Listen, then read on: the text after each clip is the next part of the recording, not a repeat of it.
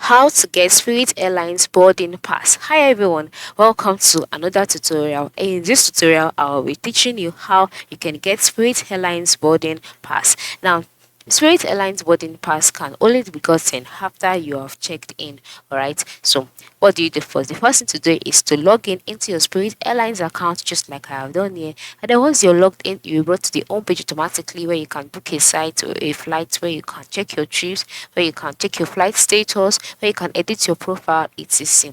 And then our focus is on the check-in option. Okay, so you go to the top right corner of the screen where you can see some options such as book my trips, check in. Ensure you click on check in.